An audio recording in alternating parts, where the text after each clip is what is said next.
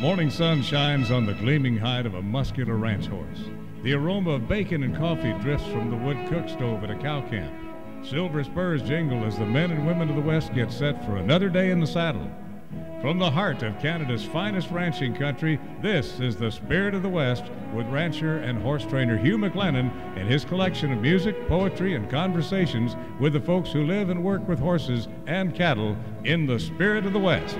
As 2020 wound down, there were a lot of awards given out for all kinds of things, and one of the more interesting ones was the Cattle Guard of the Year.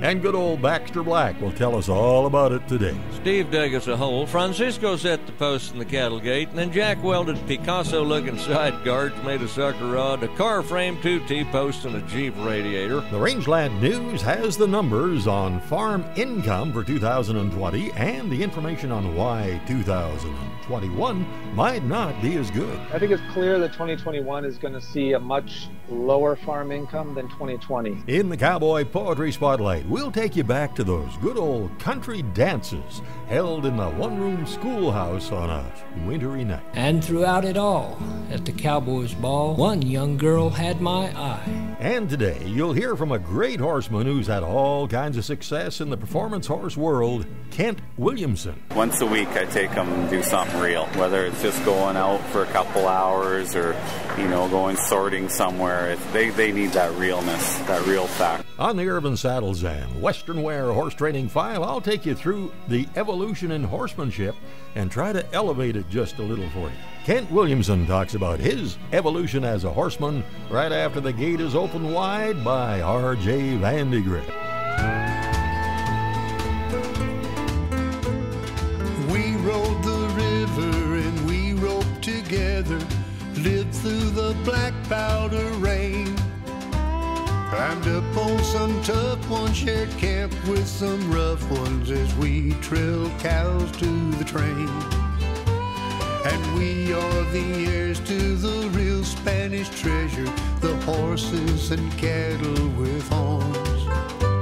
We faced down the devil and opened God's country back when the legends were born. We followed the way of the cowboy until the last gather's done. Mission bells ring and the angels still sing in the land of the rope and the gun. From the hands of the fathers to the sons and the daughters, the gift of life we enjoy. We ride through the valley, we ride through the shadow, the way of the cowboy.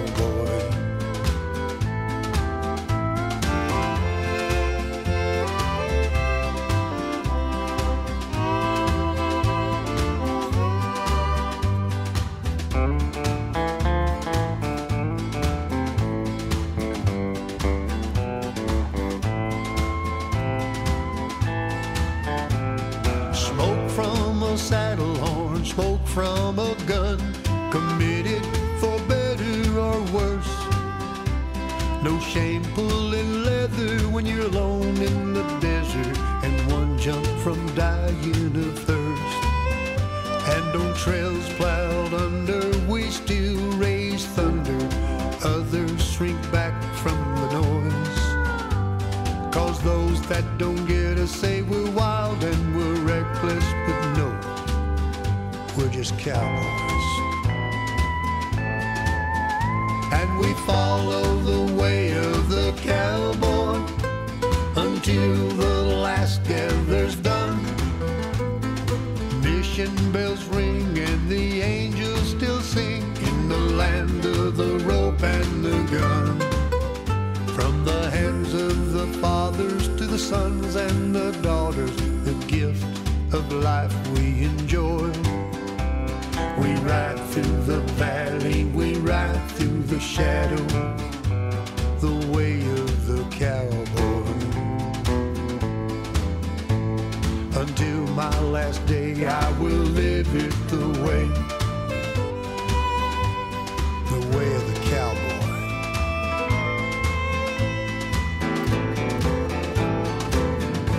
R.J. Vandegrift. Old Robert Joe does some great cowboy songs. Well, the first time I saw Kent Williamson was at the Ivan Danes Country Music Picnic a few years back when Ivan organized some great colt starting competitions, and Kent had a real rank gelding to start, and he put on a heck of a bronc ride before he got things settled down. Darn good bronc ride for a performance horse guy, and he won that event. So I had suggested him then for the main event, Trainers Challenge in Red Deer a few years later, and he won that one as well. So, where did this trail start for him? Basically, it all started with my mother meeting a cowboy. And when she met that cowboy, she fell in love with him. She's a single mom. His name was Bob Eklund. And he had a ranch in Bragg Creek called Elkanah Ranch. That's where I grew up. And didn't know it at the time. I was into BMX bikes and, you know, just fishing in the creek and all that. But there was always that ranch there and the horses.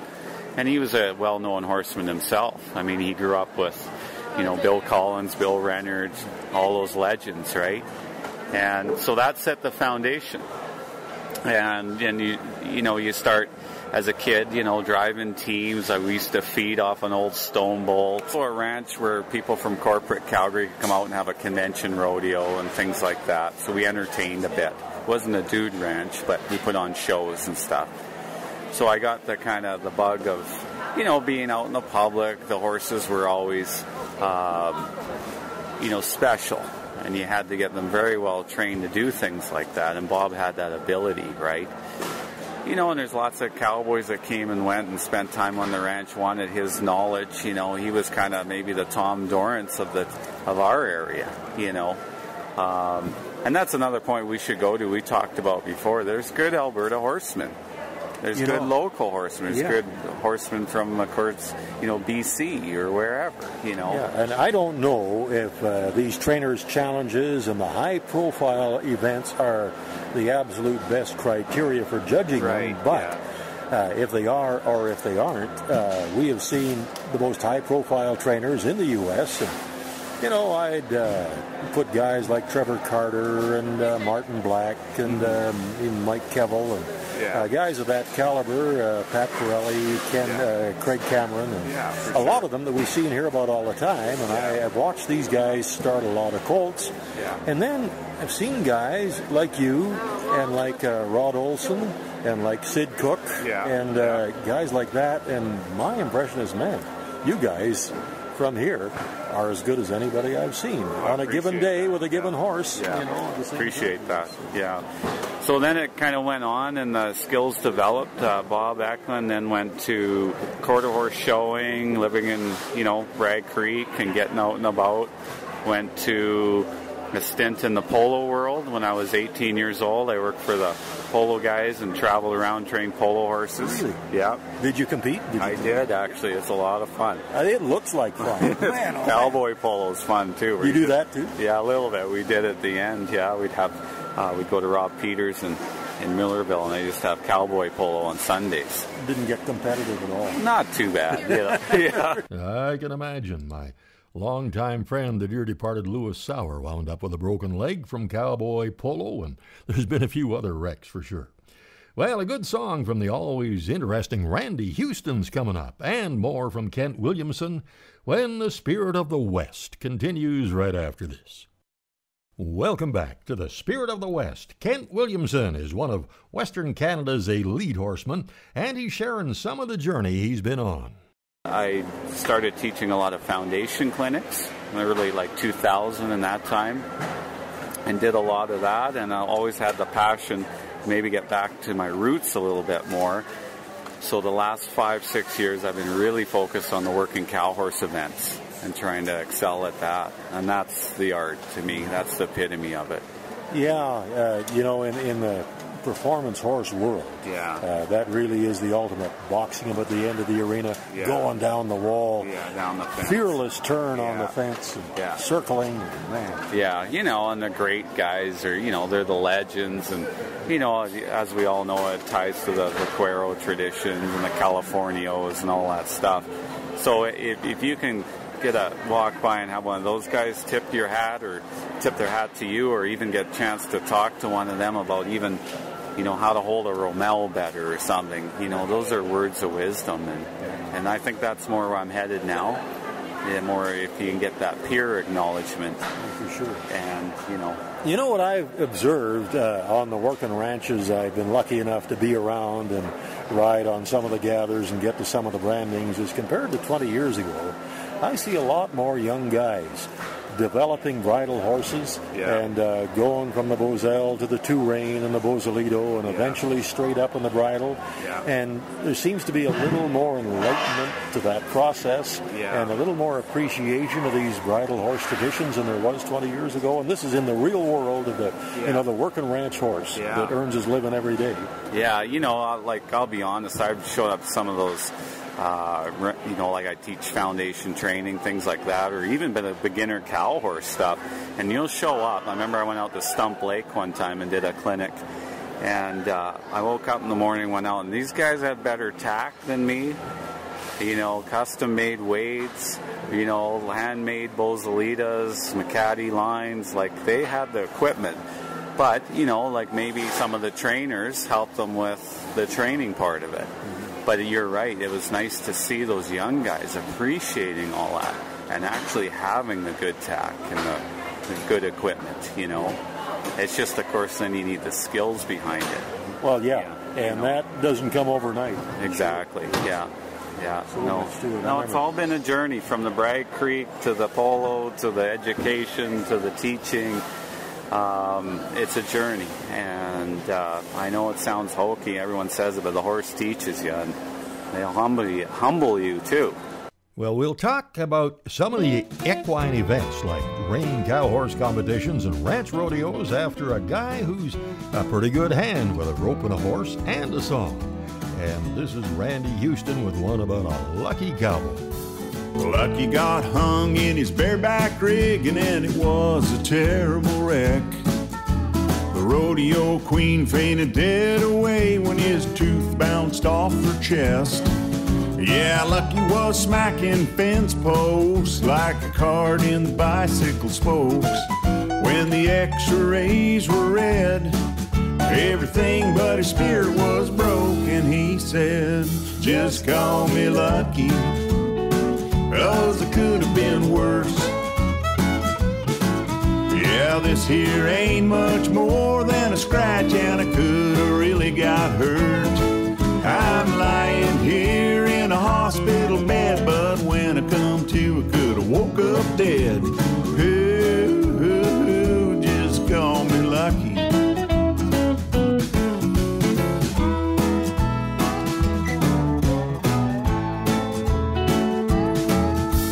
Lost his thumb in his dally, so he's roping hard and fast.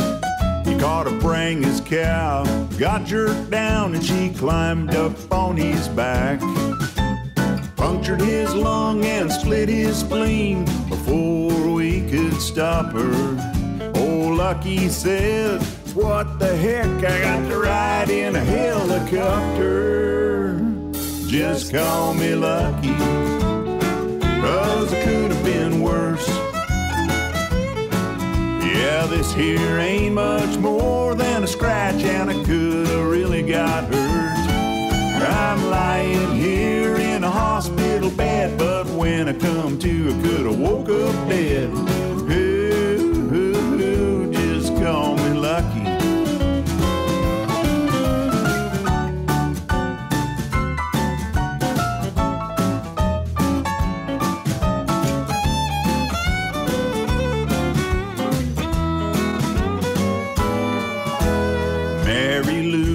The ICU nurse that had never been kissed, with one eye patch and a body cast. Oh, Lucky was hard to resist. So now he was a Lucky in love, and his future couldn't get much brighter, till Mary Lou ran off with an airplane crash survivor. Just call me Lucky, 'cause it could have been worse. Yeah, I don't reckon I'm the kind of guy who really needs a nurse. Why, just last week at the rodeo dance, I met a lady that owned owns her own ambulance. Just call me lucky. Just call me lucky. Yeah, always could have been worse, all right. Well, now let's get back to the visit with Kent Williamson. Now, one thing I really enjoyed watching are some of these extreme cowboy competitions. Yeah. And it's quite a bit different than the high-level performance horse competition, but it's something that, somebody that rides pretty well and has a pretty willing, trusting, supple, athletic horse can kind of get into, and it's kind of a real-world thing. Yeah. I've often thought that you take the highest level of trail horse competition and take one of those very expensive trail horses that's had years of training but never been out of the arena, and put them out in the bush on a real trail where we've got to ride and work cows, and a lot of those horses won't handle that. But the extreme cowboy competitions are a little more realistic. They are, the only thing I don't like about them is the speed factor that it's, growing up we called what we did speed trail or obstacle courses. We had stuff like that, but the speed thing was still marking for how you did the elements. But speed with anything will maybe ruin it in some ways, if you think of it that way. The versatility ranch horse is interesting to me. I don't know if it's going to really take off up here, but I know there's a lot more to it. I think there's 5 elements, and they even judge the showmanship on the ground. But at least it's more of the Western traditions, and they take out that speed factor, Something like the ranch horse competition. Exactly, yeah. I like that kind of stuff. Yeah, that interests me. Yeah. Did you do I imagine a fair bit of ranch work over the years, too? Yeah, Bragg Creek is kind of in the heart of it. It's right by, Turner Valley, Cochrane, all that. So, you go help guys, and I go to the Polies and sort yearlings and bring them out. Is that the Buffalo? Is it the Buffalo Head Ranch, the historic ranch? Yeah. So, Suzanne's a great singer. Yeah, Suzanne Topoli, yeah. So I go help Don and Suzanne, and you know how it goes. It's neighborly stuff. You go help out. I don't have the real, roping skills those guys have, but as far as sorting and moving and that, you build that knowledge over time, right? But it's just fun to get away for a day and do that. Would you like to take some of your young performance horses out and give them that kind of experience? Oh, for sure. Yeah, that does them a world of good. I call it the real ride. Once a week I take them and do something real. Whether it's just going out for a couple hours or, going sorting somewhere. They need that realness, that real factor. Yeah. We mentioned Suzanne DePoli and the Buffalo Head Ranch. Well, you'll hear a song from her about that. And that'll be right after Baxter Black. And you won't want to miss the news about the Cattle Guard of the Year from Baxter Black when the Spirit of the West continues right after this. Howdy, friends. This is Baxter Black on Spirit of the West with Hugh McLennan, and I'll be right back after this with a little peek at the Cattle Guard of the Year. Your land is a legacy, a challenge from those who tended it before you to build on their foundations. At Corteva Agriscience, we understand what it means to be the stewards of a legacy. We embrace the challenge of building on the foundation of Dow AgroSciences to maintain your trust, to bring new solutions, to help you care for your land. See how we can help build your legacy at rangeandpasture.com. And for our Canadian listeners, just check Corteva.ca, the Canadian website. In my little town, we had our new landing strip awarded State Airport of the Year. We're real proud of it and keep it locked to keep cows and teenagers off the runway. Well, Joe, my neighbor, suggested that we submit our new cattle guard as the National Cattle Guard of the Year. I told him I thought the competition would be stiff. The High Sierra Arabian Horse Ranch and Jewelry had one built out of 14-karat gold. Actually had a colorful curtain and tassels operated by a sheik who would not take tips. Also entered was one from the Southwestern District Irrigation Board, solid and raised like a moat bridge after a card passed through. Boise Cascade entered one made entirely of old-growth redwood that was 120 feet wide and 40 feet deep. Then there was a bunch of Kansas quarriers that built one using stone posts as rails. They planted a bodark hedge of side yards and tangled some rusty barbed wire for good measure. The Texas cedar wax cobbled one together with old posts and sheep wire, claimed it was goat-proof, which is no small claim because it is well known a goat can go anywhere coal oil can. And the Northern Coalition had submitted a heated cattle guard so the blowing snow wouldn't fill it in, came furnished with a weed burner and a sturdy Norwegian wife to operate it. But I admit I was proud of ours. Made out of scavenged material mostly. Norm found half a highway department rolled steel guard. It was 7.5 feet, so Jack welded 6-inch extensions on both ends using 1-inch rebar. Steve dug us a hole. Francisco set the posts in the cattle gate, and then Jack welded Picasso-looking side guards made of sucker rod, a car frame, 2 T-posts, and a Jeep radiator. Joe put up a reflector, but we decided against a warning sign for bicyclists. Our cattle guard was on a dirt road with such bad washboard that no shrimp trawler or Humvee, much less a bicycle, would be able to ride the waves. Suitable only for ranch trucks. Well, we were thinking about painting it, but that'd be like putting an anti-theft device on your 72 Plymouth. Maybe we'll just put a flag on each side. Might get an award for ingenuity.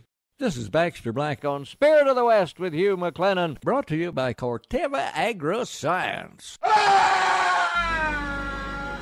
Not much can raise your stress level more than a tractor breakdown when you need it most. We've all spent hours on the phone and driving around trying to find the right parts, and that's no fun when you're missing something you need to finish the job. Here's a better way. Just go to bctractorparts.com. That's where you can find about any part for any make of tractor.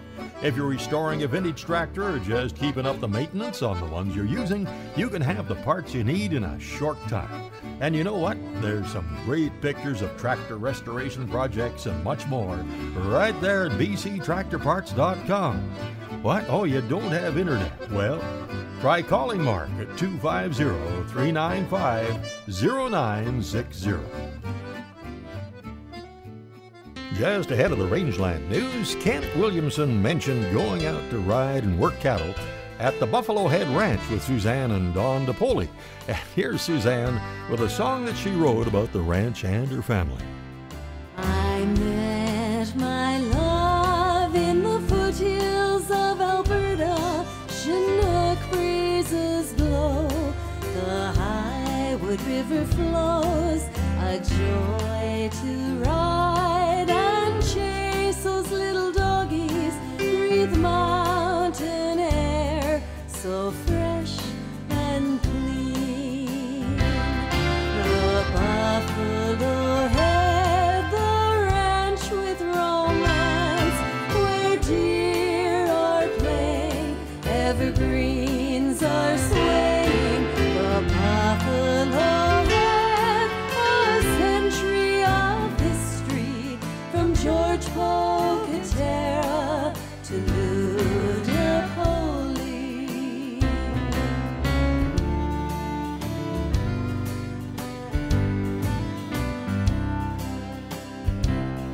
Come take a stroll down memory lane, climb the hills, find Patterson Peak, enjoy the day as our forefathers did.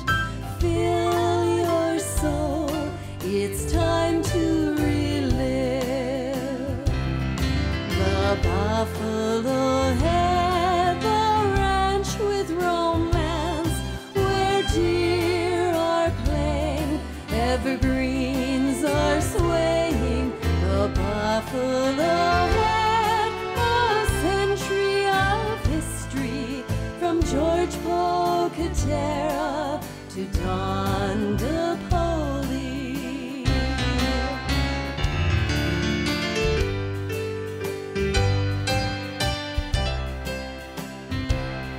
Can't live my life anywhere on this green earth except for here. The peace and joy that I seek, I found it here, where stars shine clear. The Buffalo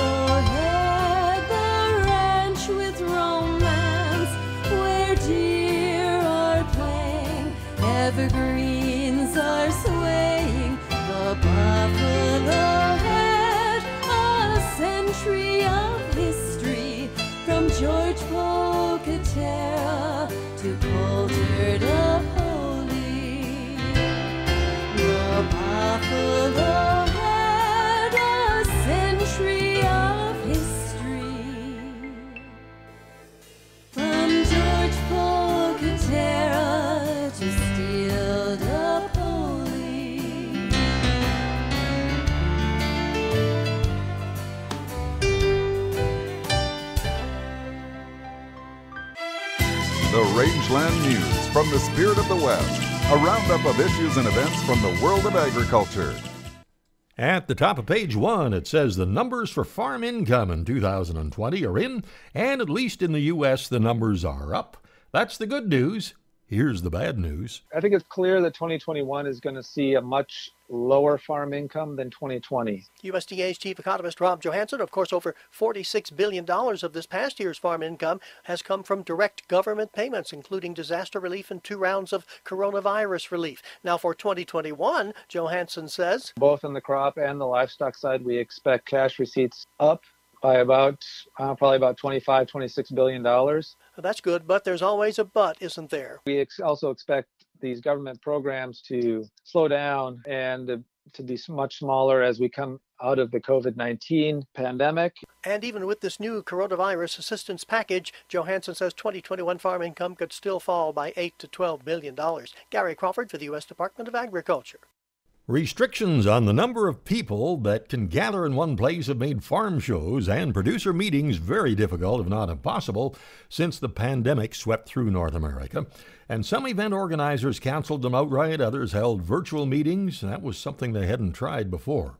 In many respects, the online events fall short of the in-person meetings, but they have made it possible to continue the exchange of information to keep the industry somewhat moving forward. The executive vice president of GFM, Linda Teitig, was recognized as the 2020 Agri-Marketer of the Year by the Canadian Agri-Marketing Association, in part for her work leading the transition of GFM farm shows to virtual events during the pandemic. And she said that GFM recently agreed, that's Glacier Farm Media, by the way. She said GFM recently agreed to produce a February event for Capital Press in Washington State. The number of flexitarians, that's those who eat less meat than they used to and emphasize plant-based foods, has increased during the pandemic. In July, 16% of American consumers described themselves as flexitarian compared to 12% at the start of 2020. That's an increase of 30%, as indicated in the Power of Meat study done by 210 Analytics, a well-known research firm. And according to Lisa Keefe, the editor of Meeting Place, a website and magazine focused on how the North American meat industry was doing, she said she believes Canadian data would show the same trend, given that before the pandemic, 75% of Canadians said they were interested in moving towards plant-based meat substitutes. And though Canadians and Americans are solid carnivores, meat consumption, they say, is decreasing somewhat. Well, January the 26th at the BC Livestock Producers Co-op in Kamloops, there's a bred cow and heifer sale, along with the regular cattle sale. And the next regular cattle sale at the Williams Lake Yards will be February 25th, and at the Vanderhoof Yards, regular sale February 26th. Get all the information, see the sales streaming live at bclivestock.bc.ca. Meanwhile, at the Innisfail Auction Market, of course, regular cattle sales every Wednesday. There are some special sales and pre-sort sales coming up, and you can book your cattle and get all the information at 1-800-710-3166 and see more details at innisfailauctionmarket.com. And by the way, a lot of breeders have found that advertising your bull sale or your purebred breeding stock sales here on the Spirit of the West really pays off. If you'd like to tell the world about your sale, just contact Gloria Fanton at 403-467-8361, 403-467-8361. And there's information on how to advertise also on our website, www.hugh-mclennan.com. All right, got the final item here, and this one is really true, just happened as a matter of fact. Our dear friends and Western music superstars Gene and Gary Prescott were singing in the arena at the Workin' Ranch Cowboys Association Ranch Rodeo Finals. And a pretty mean steer with big long horns found his way into the arena, and he set Gary and Gene in his sights. Well, Gary gently pushed Gene out of the way and then sidestepped the charging steer. We've never had that experience before, but we have performed in a lot of arenas, and if it did happen to us, I think I'd hit the steer with Jim's guitar or Mike's bass. You could say, though, probably 2 guitars was enough. We didn't need a horn in the band. That's the Rangeland news. Coming up in the Urban Saddles and Western Wear Horse Training File, I'll look at an evolution of horsemanship.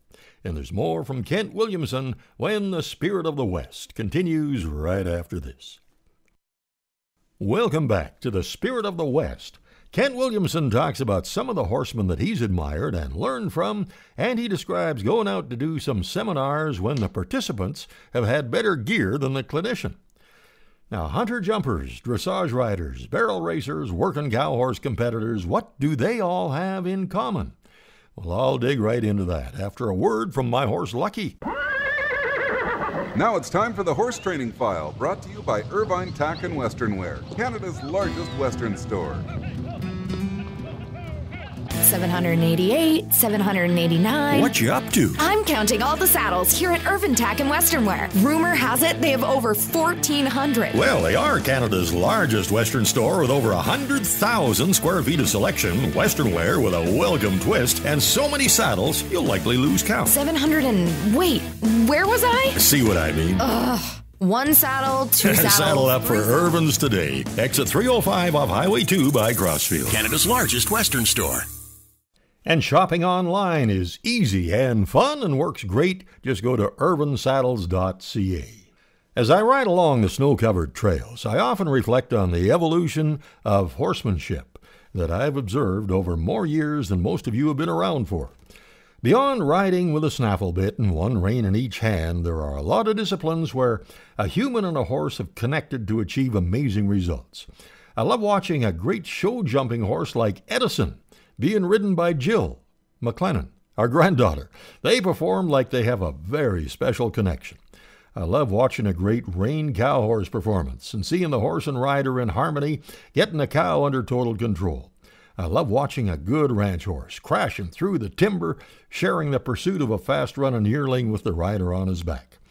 And I really enjoy watching the way the California bridle horse traditions have raised the quality of horsemanship to a new level with professional working cowboys and recreational riders alike. A lot of good horsemen I know who have drifted towards some of these bridle horse techniques have said it's really elevated the art of horsemanship to a higher level for them, created more harmony and communication. Now, going from a snaffle to a boselle to a 2-rein and finally straight up on the bridle with reins and ramal, if it's done right, I think leads to a situation where you're always riding in balance, one-handed, and as it progresses, you're doing way less and your horse continues to get softer as your cues become more subtle as time goes on. I really didn't understand much about it when I first looked at pictures of the Californios with their Spanish spade bits, and in fact some old cowboys used to call them stomach pumps. But when you drill down into the heart and the art of this kind of horsemanship developed over centuries and see how the horses become centered, balanced, and totally soft, it makes me think that the old vaqueros were really on to something. And for Irvine Saddles and Western Wear, that's the Horse Training File. Something else that we're on to, and it works great, is a daily feeding of Hoffman's Horse Ration. Our horses all get it. You can find out all about it at hoffmanshorseproducts.com. The way the Canada Revenue Agency deals with ranchers and farmers has changed a lot in the last few years, and the financial decisions we make today can have a long-lasting impact on our bottom line far into the future. It really helps to have a trusted professional who really understands your situation to guide you with all your accounting requirements and your tax preparation. Having an accountant who knows the difference between a Hereford and a heifer, what a slick and backgrounding are, and that Alfalfa and Timothy are not just names from a storybook really helps. Kathy McMillan of PMT Chartered Professional Accountants understands the intricacies of specialized programs like Agri-Stability and Agri-Invest. She understands the demands on your time and can help you spend more time doing your job and less time dealing with endless piles of paperwork. See pmtaccountants.com or call toll-free 877-383-8081. I love the video that Mark put together for that one that goes with it when it runs on our YouTube version. Some neat shots, that's for sure. Well, Charlie Ewing, as many of you know, ranches in the shadow of the Rocky Mountains and I think he's third generation on the place. And he's a great singer, songwriter, and picker. Ben Crane produced Charlie's latest CD, and here's an original song from him. He was everything to me, a kid's hero, don't you see? There on the flats near dusty San Joaquin, we rode together in the sand, me and that old man, and he told me of the places he had been. He told me of the places he had been. He said he used to buckaroo where the walker wanders through. Those Nevada mountains used to be his home, but he left them far behind to ease a worried mind. Now he's living down in the valley far below,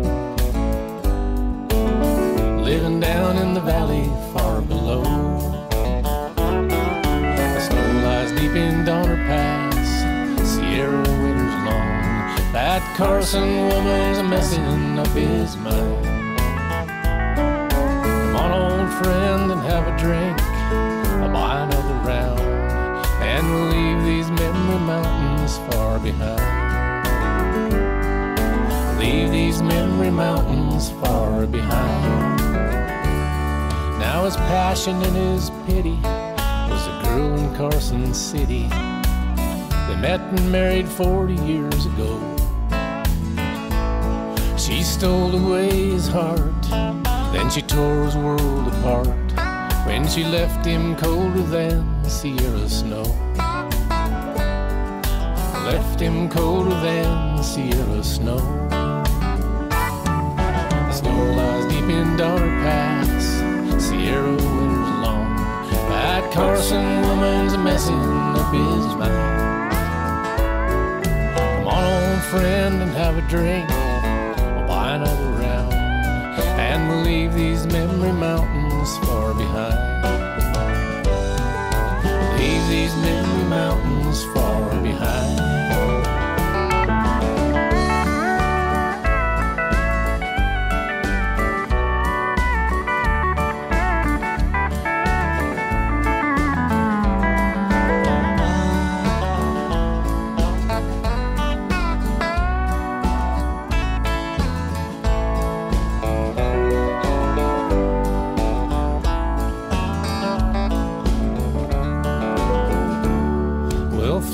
We gotta go, it's getting late, you know.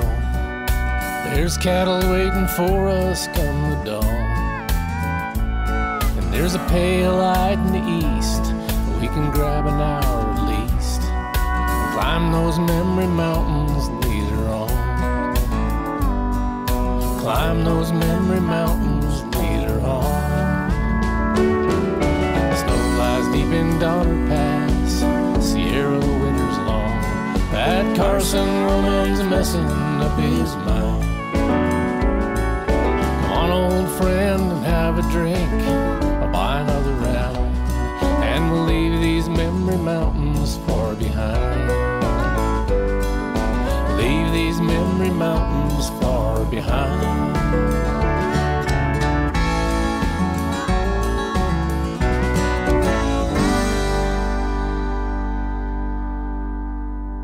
You know, I think all great horsemen are grateful to learn from other great horsemen, and Kent Williamson is no exception. Who are some of the other guys that, you know, you work with, you show with, you ride with, that you have a lot of fun with? Yeah, more like when you get into the horsemanship, the performance stuff. You know, the one fellow that really influenced my life, too, is Guy Heinz, the cutting horse trainer. He used to hang around the ranch and kind of got the bug years ago and ended up being, you know, a champion cutting horse trainer. And I still go to him for tips and advice and, you know, showing and that. And he was a real factor to streamlining things and kind of straightening me out, keeping it simple, right? You know, even like Ron Anderson years ago, I think back, you know, he's a character, right? Oh, yeah. And doing clinics with him, you know, it's just all those people along the way. Recently, the last 5-6 years, I got quite a rapport with Les Vogt. and he's kind of one of my big fans, and I think he's a fan of me a little bit, so, it's nice. He definitely is. At breakfast with him the other morning. Yeah, you can be sure he's one of your fans. Yeah, I sure like his style too. That release stop idea is really interesting. So, you come across Jim Anderson? A little bit, yeah. I don't know Jim that well. Yeah, he's more into the reining. Yeah, that's right. Yeah. And he's the guy that went from the wild card of the Road to the Horse in Kentucky and won the wild card by a huge margin, and then wound up winning the Road to the Horse as well against the other three competitors. Yeah, that's great. There you go, Alberta again. Yeah, there we have it. Yeah, or Canada, I guess. Yeah. So, and then now, like you learn a lot with peers, feedback.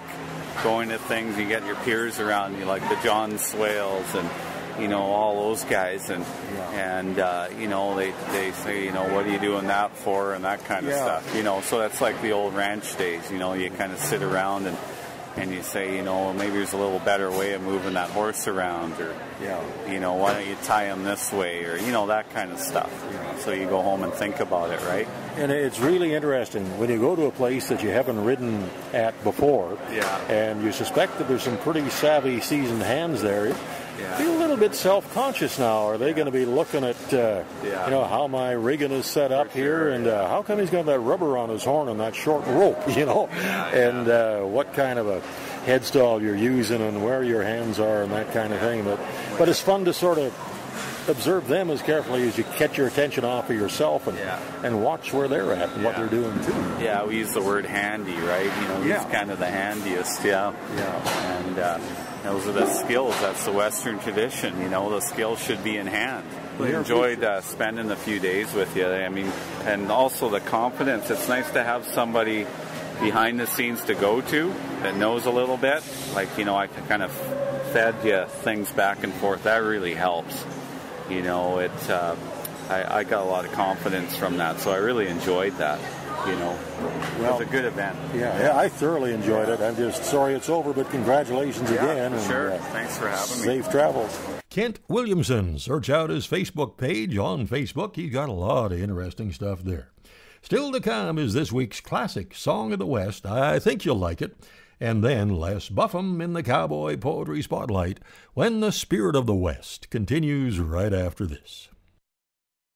Welcome back to the Spirit of the West. This is our classic Song of the West segment brought to you by...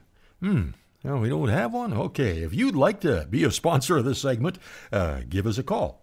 Anyway, this song was written and recorded first in 1934, and then it had been done many, many times. One of the most notable was by Bing Crosby in 1936. It was recorded by the Sons of the Pioneers in 1956. Roy Rogers did it, and it was written by the famous country music industry icon Fred Rose along with Kurt Polton. They're actually credited with being the composers. This version was recorded in 1956 by the cowboy movie star Jimmy Wakely. We'll rest at the end of the trail. The road is mighty dusty, old pal. The sun is sinking low beyond the range. We're still together, trusty old pal, riding the trail so strange. We're weary and tired, our work is all through, but we'll rest at the end of the trail. We'll stand round the fire when there's nothing to do, when we rest at the end of the trail. If we feel like roping, we'll hitch to a star. So just keep on loping, it's not very far. We're weary and tired, our work is all through, but we'll rest at the end of the trail. We're weary and tired, our work is all through, but we'll rest at the end of the trail. We'll stand round the fire when there's nothing to do, where we rest at the end of the day. If we feel like roping, we'll hitch to a star. Just keep on loping, it's not very far.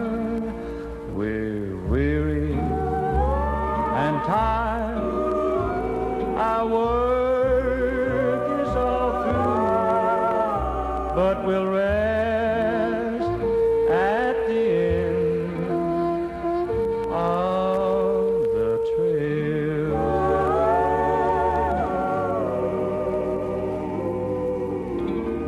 Wow, longhorns and French horns in that one.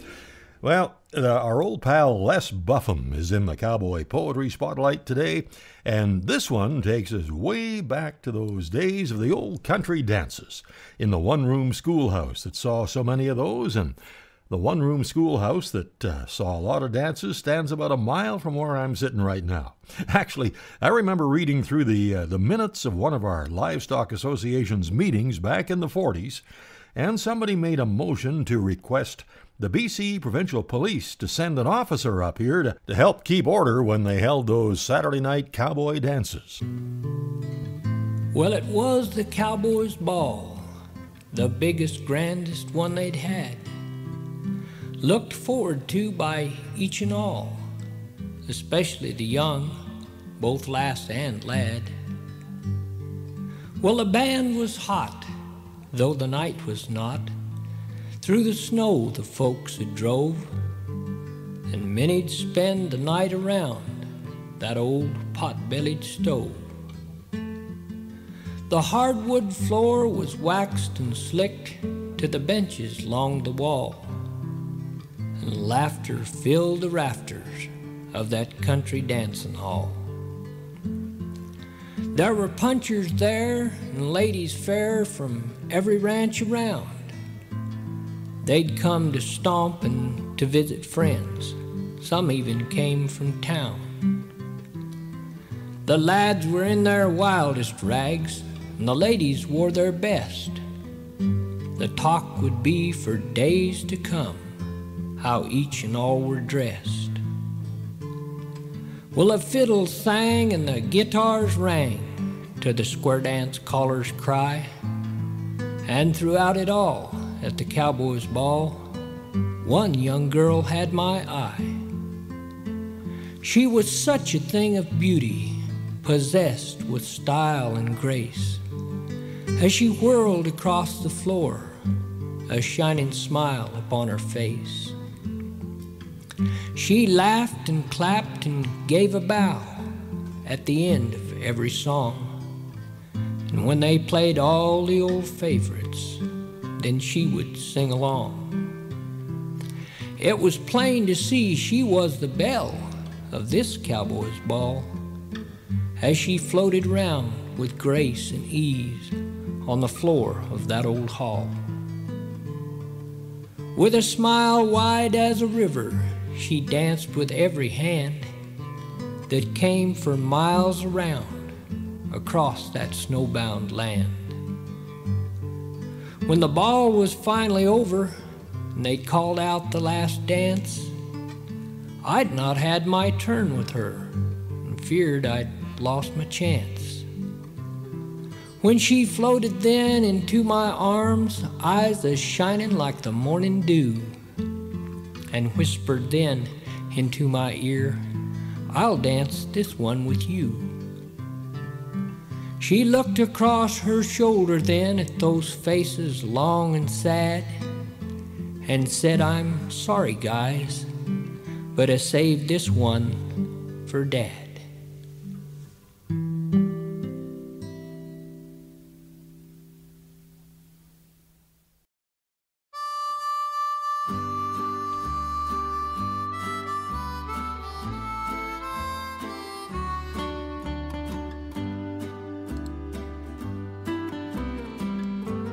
Well, thank you so much for riding along, and I sure hope you'll join up right here next week at the same time. And as always, thanks to our great support crew, Mark and Kathy McMillan. Now, if you enjoy this program, I know you'll love Canadian Cowboy Country Magazine. You can subscribe online at cowboycountrymagazine.com. And the links to our YouTube and podcast versions of this program are available on our website, hugh-mclennan.com. Till next week, I'm Hugh McLennan. Hope to see you down the trail somewhere real soon.